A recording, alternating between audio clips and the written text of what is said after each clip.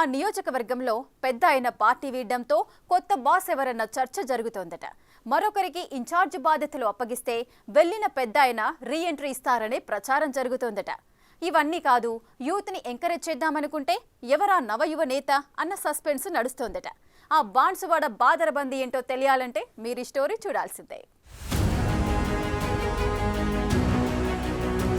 బాన్సువాడ నియోజకవర్గంలో సీనియర్ నేతగా ఎదిగి టీడీపీ హయాంలోనూ మంత్రిగా పనిచేసి ఆపై బీఆర్ఎస్లో చేరి అక్కడ మంత్రిగా స్పీకర్గా చేసిన లీడర్ పోచారం శ్రీనివాసరెడ్డి రాష్ట్రంలో కాంగ్రెస్ అధికారంలోకి రాగానే ఆ పార్టీలో చేరారు.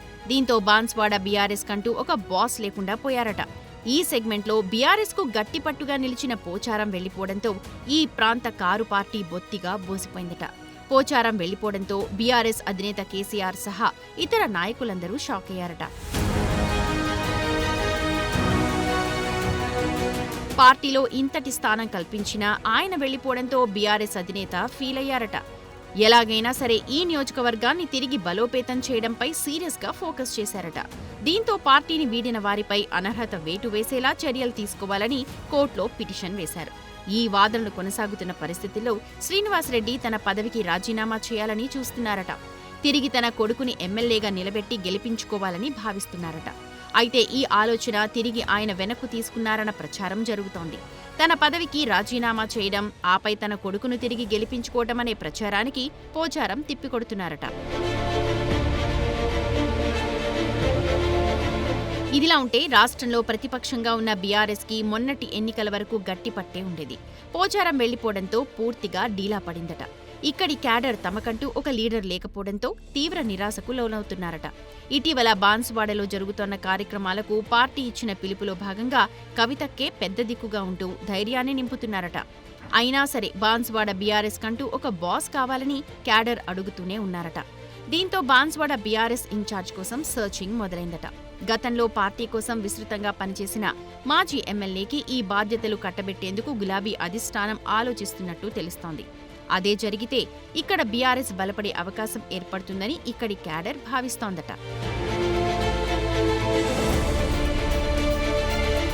అయితే 10 ఏళ్ల పాటు నిజామాబాద్ రూరల్కి ఎమ్మెల్యేగా పనిచేసిన బాజిరెడ్డి గోవర్ధన్ ప్రస్తుతం బాన్సువాడ బీఆర్ఎస్ కార్యకలాపాలను చూసుకుంటున్నారట.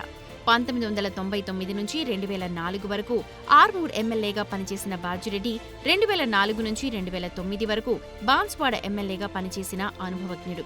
2014లో జరిగిన ఎన్నికల్లో నిజామాబాద్ రూరల్ నుంచి పోటీ చేసి డీఎస్పై గెలిచారు. గత అనుభవాన్ని దృష్టిలో ఉంచుకుని బాజిరెడ్డికి బాన్సువాడ బాధ్యతలను కట్టబెట్టేందుకు బీఆర్ఎస్ అధిష్టానం ఆలోచిస్తున్నట్టు సమాచారం. ఒకవేళ అదే జరిగితే బాజిరెడ్డి బాన్సువాడ నుంచి పోటీ చేయాల్సి ఉంటుంది. మరి నిజామాబాద్ రూరల్లో నాయకత్వం లేమి స్పష్టంగా కనిపిస్తుంది. ఈ సెగ్మెంట్ దెబ్బతినే అవకాశం ఉంది. ఇక బాజిరెడ్డి తనయుడు రాజకీయాల్లో ఉన్నప్పటికీ ఆయనకింకా రాజకీయ చాతుర్యం, గాంభీర్యం వచ్చినట్టు లేదన్న మాట వినిపిస్తోంది. దీంతో నిజామాబాద్ రూరల్కి ఎవరిని సెట్ చేస్తే బావుంటుంది అన్న కొత్త చర్చ మొదలైందట. మొత్తానికి బీఆర్ఎస్లో చర్చనీయాంశంగా బాన్సువాడ పంచాయతీ ఎంతకీ తెగేలా కనిపించడం లేదట. పోచారం పార్టీని వీడిన తర్వాత ఇక్కడ గులాబీ పార్టీకి తలనొప్పిగా తయారైందట. మాజీ ఎమ్మెల్యే బాజిరెడ్డిని బాన్సువాడ నుంచి పోటీ చేయించే యోచనలో ఉంది. కానీ ఇప్పటి వరకు ఇన్ఛార్జిగా ప్రకటించలేదు. దీంతో బాన్సువాడలో తమ పట్టు జార విడుచుకోవద్దు అన్న ఆలోచనలో పోచారం ఉన్నారట. అందుకే ఆయన తానే స్వయంగా ఇక్కడ పోటీ చేసేలా కనిపిస్తోందట. పోచారం అగ్రీస్ ఇండస్ట్రీస్ చైర్మన్ కాసిల బాలరాజు కలిసి పనిచేస్తున్నారు. మొన్నటి ఎన్నికల్లో కాంగ్రెస్ నుంచి పోటీ చేసిన ఏనుగు రవీందర్ రెడ్డి వర్సెస్ పోచారంగా బాన్సువాడ సీన్ తయారైందట. ఇటీవల జిల్లా కలెక్టరేట్ ఆందోళనకు ఏనుగు వర్గీయులు పెద్ద ఎత్తునొచ్చారట. ఈ విషయంపై కాంగ్రెస్ అధిష్టానం గుర్రుగా ఉంది. ఇదిలా ఉంటే తిరిగి బీఆర్ఎస్కే వెళితే ఎలాగుంటుంది అన్న ఆలోచనలో బాన్సువాడ పెద్ద అయిన పోచారం పునరాలోచన చేస్తున్నట్టు సమాచారం. మరి చూడాలి, బాన్సువాడకు కొత్త బాస్ వస్తారా లేక పాత బీఆర్ఎస్ బాసే కొత్తగా నియమితులవుతారా తేలాల్సి ఉంది. పోచారం తిరిగి బీఆర్ఎస్ కు తిరిగి వెళ్లిపోతే పాత తరాన్ని పక్కన పెట్టి యువతకు పెద్దపీట వేసేలా ఆలోచిస్తోందట కాంగ్రెస్ అధిష్టానం. దీంతో ఇటు కాంగ్రెస్ తో పాటు ఇతర పార్టీల్లోనూ ఆ యువ నాయకుడు ఎవరా అన్న కొత్త చర్చ మొదలైందట.